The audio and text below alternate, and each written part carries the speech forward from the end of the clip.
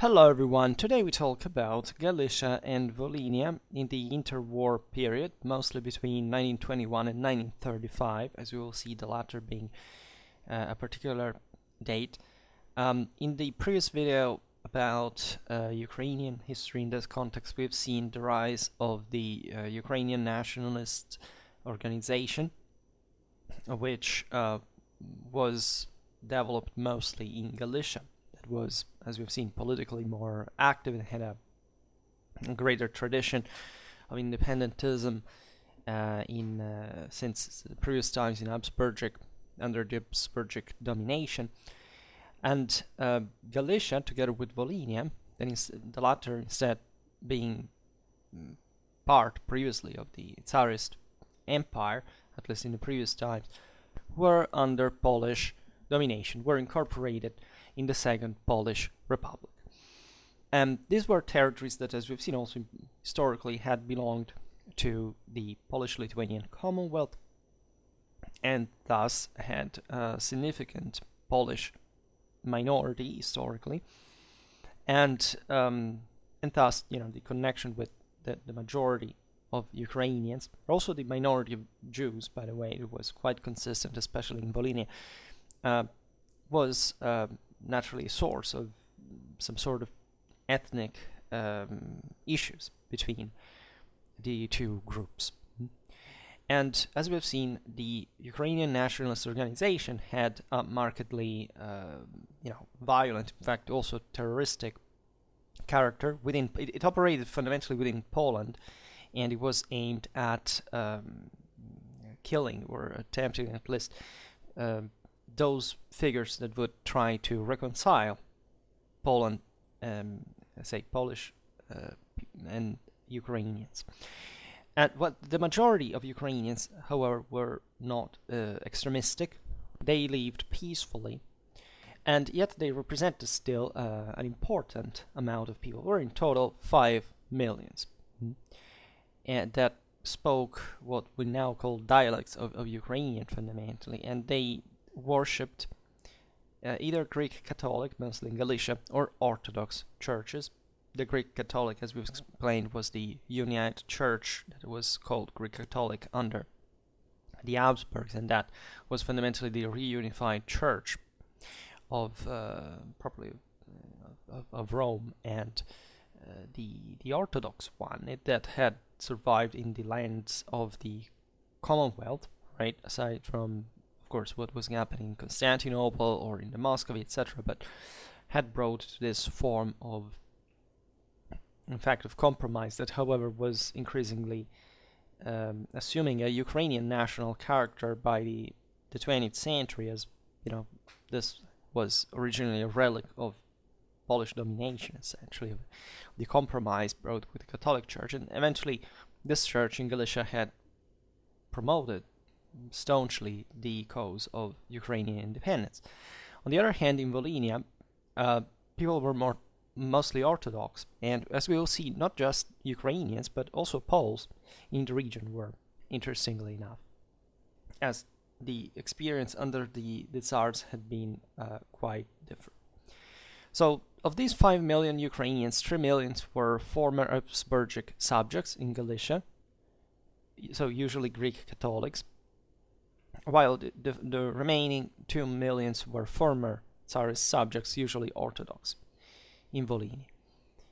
And there was, of course, a double perspective on this, because the Polish officials would see the Galicians that were more politically developed and also just advanced socially than Volhynians as essentially troublemakers, right? At least in a Polish statalist perspective, right?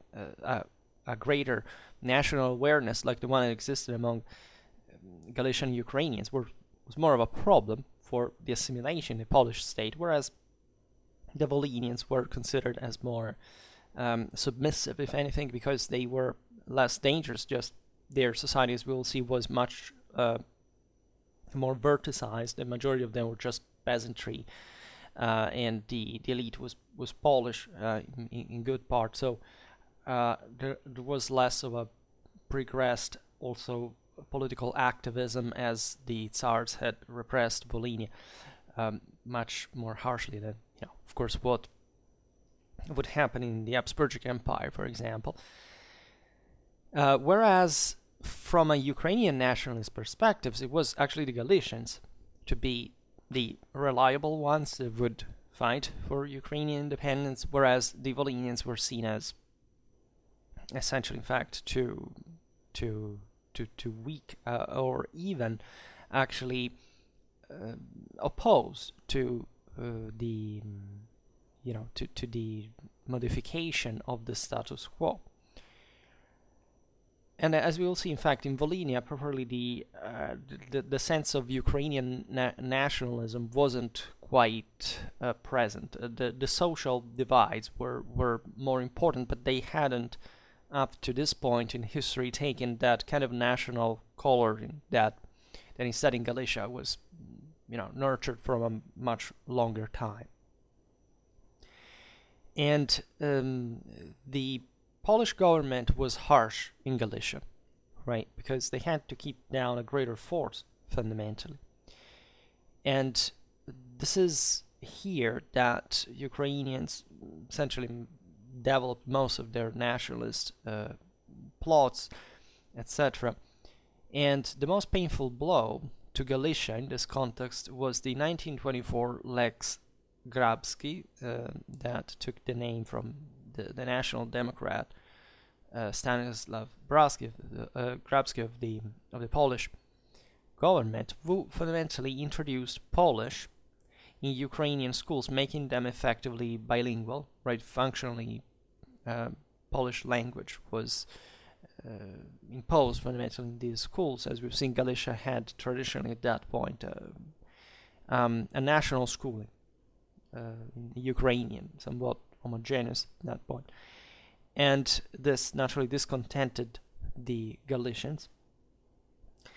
And Grabski's plan was to essentially assimilate the next generation of Galicians as Poles properly in a national perspective, right? This is important because, as we will see later, after Pilsudski coup, the objective was another, was not much insisting on the national color, but on the allegiance to the Polish state, which was a different thing. In any case, these programs didn't facilitate much the endeavor. And the consequence of the Lex Grabski in Galicia was actually a failure for the Poles, because it brought to the proliferation of Ukrainian private schools, where especially those who, the more affluent Ukrainians would have become eventually probably the target of that Polish assimilation, because they were kind of more intellectually developed and so on, would keep and would actually insist even more in their national education, their national identity, right? Whereas the rest of the students were just kind of saying, but why is there Polish here being taught, right? And so they were more alienated from Polish culture in the first place. In 1925, the same Stanislaw Grabski, while he was interior minister for the government of his brother Vladislav, who was prime minister Poland, blocked efforts to make land reform more equitable as well, which was an issue in this largely agricultural Ukrainian lands, further, widening the gap between Ukrainian national expectations and Polish Polish sympathies at that point. The Pilsudski coup in 1926 probably marked a turning point there. You know that Pilsudski was traditionally opposed by the National Democrats because he had another view of Poland fundamentally that was still, of course, based on an important sense of the same Polishness of the state, etc., but it was, in a sense, more drastic, as we will see now. And this, as we were saying before, the new government brought a passage from, let's say, the cultural assimilation to the statal assimilation, meaning that at that point citizens, regardless of their nationality, were to prove to be loyal to the state. In a situation that, if you think about that in a moment, like the interwar period, where still the Soviet Union was growing in power, where still there was a general, of course Poland was next door and so on, there was a general insecurity and instability, and fascists and communists, and after 3 years the 1929 crisis in fact broke out. So there's a very delicate situation, and this sense of strengthening, right, even if with harsher measures, like Pilsudski, was quite of a energetic and firm ruler, were understandable. But this would naturally trigger the reaction of especially the Ukrainian nationalist organization that at this point began to make leverage exactly on this forced demand of loyalty to the Polish state to create a further break, right? So increasing their activities, their assassination attempts, all these things. And Pilsudski's reaction was pretty harsh, and in fact hundreds of repressive countermeasures were taken, including very often public corporal punishment, which also increased the enmity with the Ukrainian activists at large. And Volhynia was, as we've seen, different from Galicia, as it was actually the second largest region in Poland, but it was largely backwards, right? It was covered in, so it just was an agricultural country. There were also lots of forests, marshes. The communications were very poor, right? Roads and rail links were scarce. There were no sewers in towns, right? And the largest center was Rivne. The majority of whose population of 42,000 were Jews, interestingly enough. And Jews, in fact, were basically 1/10 of the whole Volhynian population, the rest being Ukrainian peasants, some of which were also landowners, by the way, but still it was an overwhelmingly agricultural and mostly depressed reality. In fact, even compared to the proverbially backward Galicia from a Polish perspective, Volhynia looked somewhat exotic, right? It had the vestige of the Tsarist past, etc., and was somewhat in a sorrow state. But the interesting aspect of this situation is that Volhynians had not been fundamentally involved in national movements up to the 20s of the 20th century. Back in the day, during the January uprising of 1863, while other lands of the former Polish-Lithuanian Commonwealth had risen, as you know, against the Russians, Volhynia remained fundamentally silent.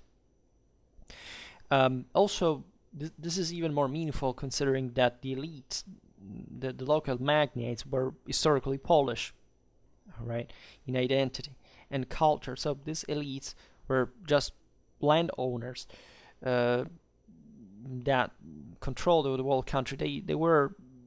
They had no interest to oppose themselves to Russian government in that situation, and thus, even the Tsarist empire didn't really envisage any much problem deriving from here, because what could peasants do at the end of the day, right? It was like in Russia. there was no room for activism. This happens only when there are middle classes, where people are a bit more, evolved in the first place. By 1921, 68% of Polish Volhynia's population was classified as Ukrainians, interestingly enough. But neither they nor the 16% classified as Poles betrayed much inclination to national action. It was really, up to that point, had never been considered as a viable option or desirable one. Also, most local Poles spoke Ukrainian. Some of them, as we were saying before, were not just former Unionites, so what we would have called the Greek Catholic in Galicia, but now even Orthodox. So properly, the idea of the sacred connection between Polishness, let's say, and Catholicism, Volhynia didn't even exist properly, at least by the same scale. It happened everywhere in other Polish communities. There also hadn't been essentially frictions between Polish and Ukrainians in Tsarist times, before at least World War I, comparable to the ones of Habsburg that had occurred in Habsburgic Galicia, where we've seen the stakes were higher because there the Ukrainians could really achieve instead an important they could compete with the Polish elite and even take over, in fact, within the same structures of the empire. And however, as we were saying before, the social question in Volhynia was much more important. That is to say, yes, the majority of Poles were landlords and the majority of Ukrainians were peasants there. And yet, not even in spite of this, what would naturally emerge as an attrition between the two for social reasons was seen as a national struggle, right? It was just the landlords and the peasants. And for the rest, the world had not been, at least up to that point, interested in making it a national question up to that point. Only in 1905-1907 alone, there had been 703 recorded cases of peasants violently asserting their claims to land. It was an issue ongoing for 300 years in Volhynia. And there was surely during World War I and all the military service and the opening to this international drama, etc., surely an exposure of young Volhynian men to the world, right? To the ideas of nationalism, also at that point what could be a socialism and so on. And in 1921, the main goal of the peasants was surely the distribution of the land, but still, this didn't have really a character of national liberation. They weren't thinking, as Ukrainians say, this is just getting out of whatever. But they had properly not been exposed, especially considering this was a Russian reality, right? At least Russian-dominated reality. I mean, this is really the divide already. It should be understood. Then you wonder even how the Soviet Union happened and why and how could it exist, right? Because the Russian Empire was something else. Right, was even compared to, in fact, other Central Eastern European realities that were not particularly advanced, developed, etc. But they still were probably in another world, right? So it's difficult even to explain this in terms of mindset if one doesn't just witness such difference comparatively with other lands who were just next door and were basically of the same national color, like Ukrainian one in this case. Local Ukrainian peasants didn't see the Polish landlords as aliens to their land or their culture. It was how their community had always been existing as far as could be remembered. Things would change for the first time in the 20s of the 20th century. As in the 1922 elections, specifically, Ukrainians in Volhynia voted for Ukrainians, for Ukraine, for the idea of a Ukrainian country fundamentally. And thus, this within, of course, the now newly established Polish state that had been brought under that had taken Volhynia in 1921 with the settlement of Riga, right? And this brought Ukrainians in the Polish parliament.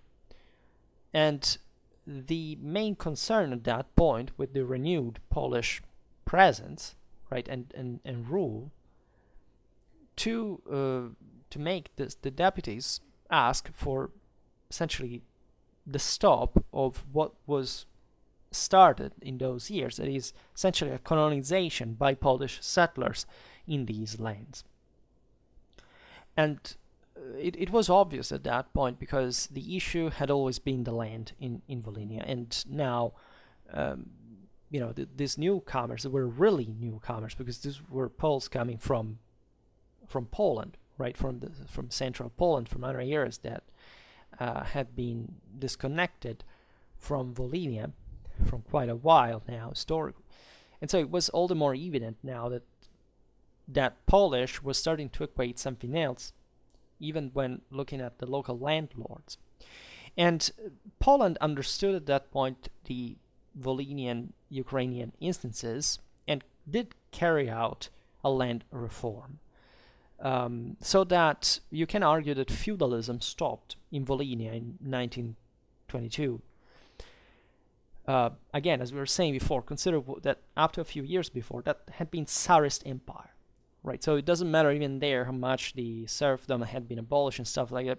Realities were still really kind of medieval in many ways, and especially in these areas were properly backwards, overwhelmingly agricultural, and just ruled with the latifundium and so on.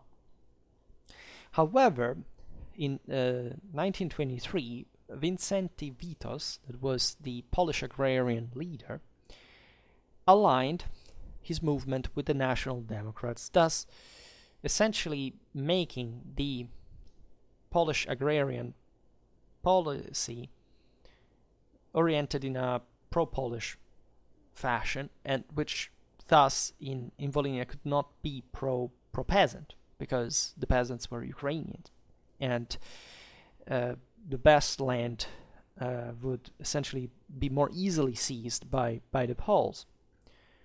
And so this brought even more evidently to consider that what should have been working as the major pro-agrarian force in the state, which now the Volhynians were part, was fundamentally not responding to the questions, to the demands of the local peasantry in Volhynia. It was all clear, considering what, generally speaking, this meant locally, that is, Polish administrators appearing in the country together with the colonists, right? So it was a matter of state power, language, and not just the land, but still connected to it. And the Poles at that point would have had even the opportunity of kind of involving the Volhynian Poles in the local government, if it hadn't been that most of them were too uneducated for participating. So properly, the Polish element that was being injected now in the local politics was ever more allogen to Volhynia itself. These were Poles from central Poland, sometimes even from Galicia, by the way, interestingly enough, that were probably brought there by the Polish state. And thus, in spite of the presence of local Volhynian Poles that, as we've seen, were not particularly well off, still the idea that the Poles now were the the better guys, the ones that the more advantaged, the ones that came with power, money, etc., struck in Volhynia, and this naturally would be a perfect fuel for Soviet propaganda in the land. And Volhynia was just at the border with the Soviet Union, and the communists knew that. At that point, the Soviet Union was exporting to Eastern Europe this idea of communism that, however, was luring in communities with the excuse of national identity, as always, to accomplish their goals, right? Saying, look, rise against these Poles because they just want to exploit you. Come with us, because we will surely treat you better, right? And Lenin was definitely backing these ideas of allying with the peasantry in a self-determination, nationally oriented sense. And Volhynia was surely one of the best places where this rhetoric could find fertile ground. And the Polish Communist Party, as a consequence, given that it was being influenced by the Soviet Union, became dominated by Ukrainians and Belarusians that had been sometimes also in part schooled in Marxism in Moscow, right? So probably there was this Soviet interference in the same Polish Communist Party, and of course the objective would have had to be a revolution, a radical, uncompromising, the rebellion that would have brought to the forced redistribution of the land, etc. And Volhynia, as we've seen, had a poorly productive soil, lots of new births, by the way, so that population was increasing, but resources weren't going in parallel. So people were getting poorer, to make it simpler, but there were more people than before. A very high proportion of the same people was involved in agriculture, and mostly a latifundium one. So this was like the perfect ground for Soviets to strike. And this didn't just stop to propaganda, but there was essentially also terrorism. Soviets organized and executed hundreds of armed raids on Polish settlers in Polish Volhynia in the early 1920s. It's interesting because it's also an early time, just even Soviet policy. As a consequence, even those positive Polish achievements in Galicia and Volhynia, such as the educational ones, essentially passed on the background of the larger political struggle. And Polish policy created a first generation of educated Volhynian Ukrainians. But in spite of this, the situation in the land was so grim in terms properly of lack of jobs. The Great Depression struck, so even those Polish efforts in agriculture that were made objectively failed, together with the possibility of a local ruling class, or even just middle class for that matter, to rise. And thus the newly minted, say, intellectual proletariat was easy prey of the communists that were operating from Kiev, by the way, as the Soviets were backing in that sense, as we've seen Ukrainian national instances in an instrumental way, in an anti-Polish function to divide the Polish state, but also of nationalists from Lviv, who saw Volhynia as an interesting battleground to contend the land with the Poles and hopefully winning. And the Volhynian Ukrainians normally learn to read in Polish schools, but they were intellectually fed still, so they would be given stuff to read from the Central Ukrainian communists as well as the Galician Ukrainian nationalists. Right, so this brought naturally to a radicalization of their ideas, and there was also banally this phenomenon of essentially the border crossing between so-called Sokalski line between Volhynia and Galicia. And this is interesting because indeed, from especially the nationalists from Galicia could go to Volhynia and strengthening the ranks of the local political activists. And yet there were also Soviet agitators crossing the Soviet-Polish frontier in eastern Volhynia as well.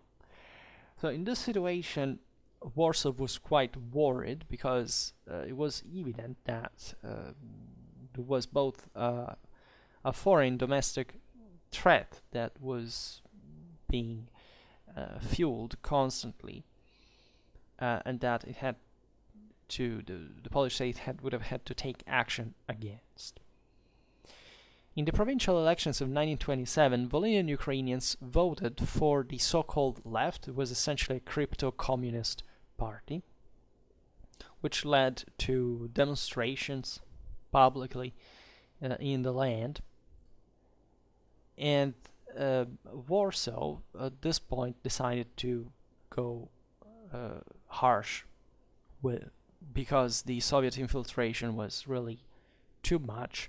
And in 1928, Józef Pilsudski sent his Ukrainian friend, comrade in arms, Henryk Józefski, to govern Volhynia.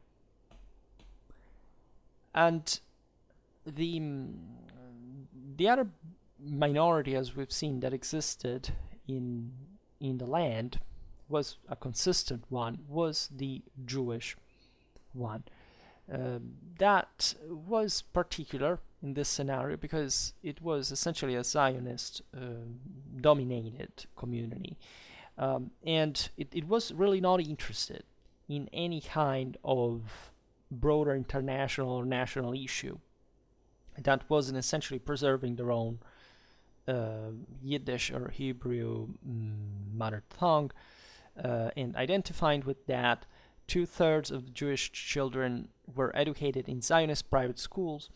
So to them, the Ukrainian, the Polish, whatever, state would have had to be, was somewhat a non-problem. That is, it was a problem for them, of course, because they lived within it and they were, generally speaking, not appreciated by both of them.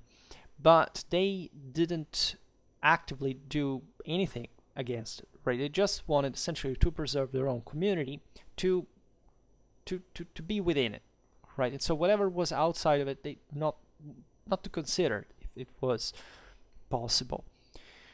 Now, considering the work of Henryk Józefski, 1892-1981, we look at his background. He came from Kiev actually. And he was a sincere federalist in this sense because he understood the cultural variety of these lands, the possible bond that a Polish-Ukrainian cooperation could strengthen, and he was essentially a fan of what had going on under Pilsudski with the war of 1919-1920, where Kiev had allied with Warsaw, etc. And thus, he was convinced that he could assimilate the Ukrainian element in the Polish state, especially in Volhynia, where he was sent, without, let's say, by actually backing the Ukrainian national instances in a non-independentistic sense, but still in a kind of cultural sense. And his formula was, as we will see, in part was not really devoid of some good logic, but it could not work in determinate conditions.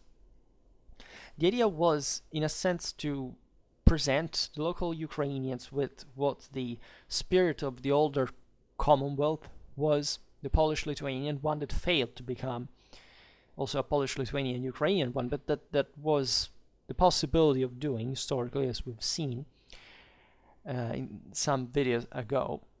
And Volhynia was particularly important at that point, as we've seen, also for a broader international matter, because the proximity to the Polish-Soviet border would make this land like an important testing point for what the broader struggle between the communists and the other countries, the democracies, would actually be about.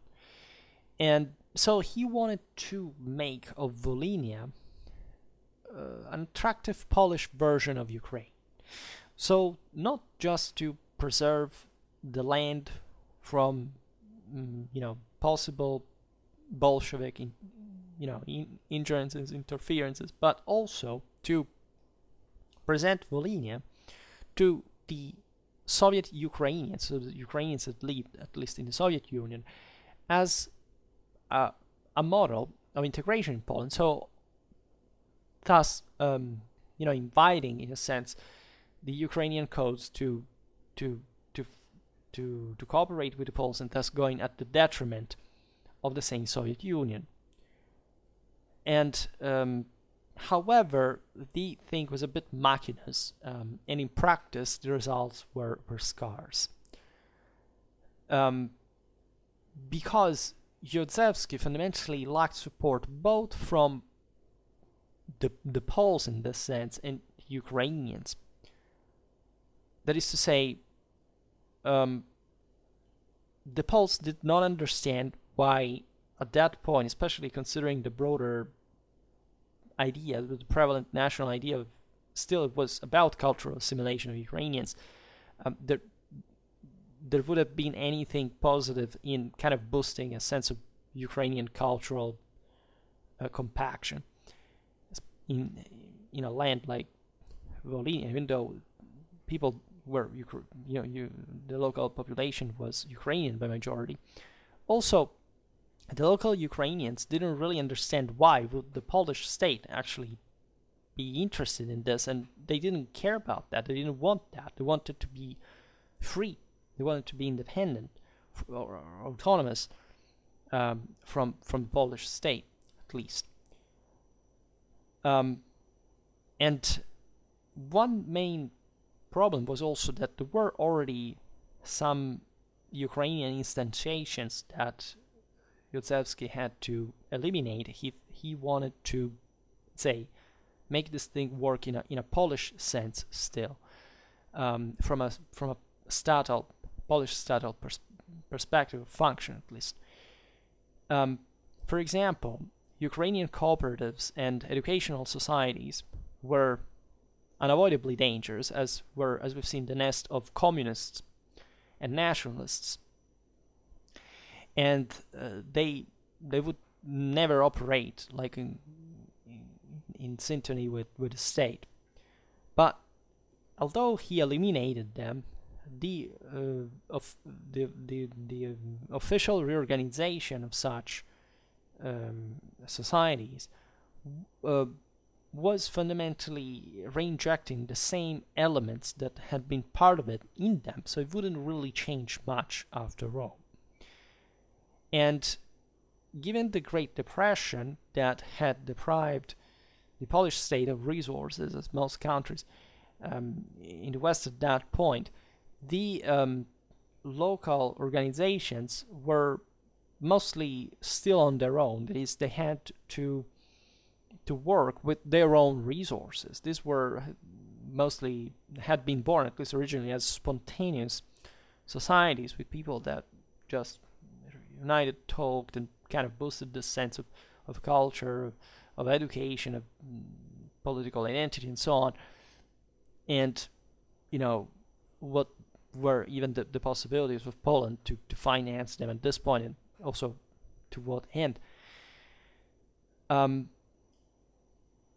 also, Józefski insisted on what had been, as we've seen, essentially a success of Polish policy, that it was education. And he introduced, in fact, Ukrainian language courses in all Volhynian state schools.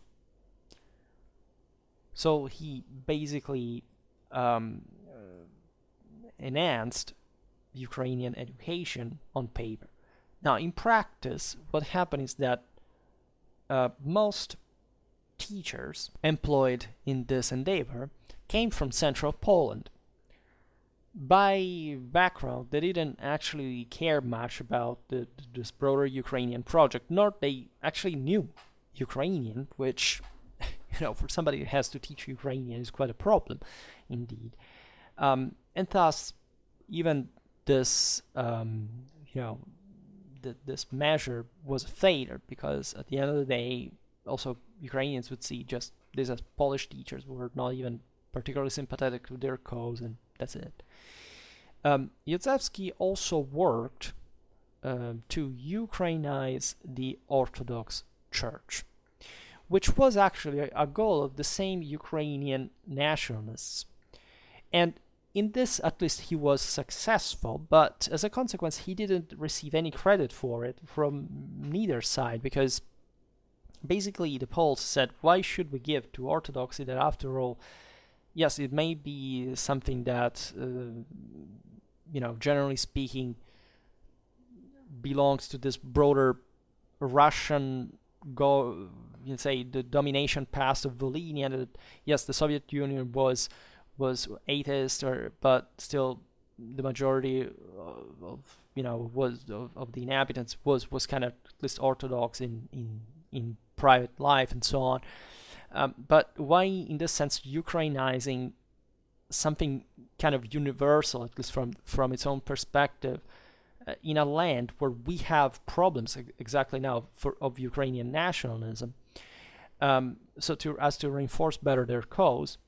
This on the one hand, and on the other, Ukrainian patriots, let's say, kind of benefited from the Ukrainization of the Orthodox Church in Volhynia, but not for this. They agreed with Polish statehood for that matter. On the contrary, now they were even kind of stronger in that sense against the same Polish government. So this is interesting, because it's the history of a failure, fundamentally, that caused even a worse problem in a way. In this perspective, Stalin, that had already come to power by this point, looked at what was happening in Volhynia and was paranoid, as for many other things, that in that specific case, the country would become a sort of Ukrainian Piedmont. That is to say, the analogy with the Italian unification, that from there, Volhynia could become a center properly of Ukrainian nationalism that could lead to, in fact, a nationalist independentistic revolt in Ukraine, Soviet Ukraine. And given that Józefski was also a Pilsudski's man, as we've seen, so a symbol of Polish statehood, and a Ukrainian from Kiev that at that point was under the Soviets, it made all the thing more kind of evident. So it's believed that one of the causes that brought Stalin to carry out the Holodomor, so by genocidally enacting the famine of 1932-1933, was exactly this, right? That the Ukrainians were too many. They were becoming too dangerous. They could be united, let's say, um, by nationalism. So he thought, well, to basically kill, as you know, 5 million people in the process, start starving them to death, right? And not just for this reason, but still in practice to get rid of Ukrainians in the first place. So you know what the Holodomor's been about. If you don't, be ashamed of yourself and read at least 10 books about it. And consider that indeed the fear of the Soviets for Ukrainian national identity was what brought properly to genocide. So the Polish federalists were seen as enemies both by communists in Moscow and the National Democrats in Warsaw. And the National Democrats despised Józefski, that, as we've seen, was Pilsudski's agent fundamentally. And when Pilsudski in fact died in 1935, the situation degenerated because the Polish government, the National Democrats, took matters newly in their own hands, and they triggered one of the worst situations in Eastern Europe at that point, given that the Polish army was sent in Volhynia. It destroyed Orthodox churches, it confiscated property. This was all done in the effort properly to strengthen the Polish element in the country. And thus, as we will see, this would create essentially a hatred that would bring to some of the most radical violence in the land. A land that, as we've seen, knew this all in 10 years, right? Something just a bit more than that, perhaps, and that previously had been actually an almost indifferent reality to the Ukrainian national cause. So that naturally shows that the problem really wasn't was something else. All right. So for today, we stop here. I just hope that you enjoyed this video. If you did, please share it. Otherwise, leave a like or subscribe to my channel if you're interested in my upcoming content. I thank you heartily for listening to me. See you next time. Bye.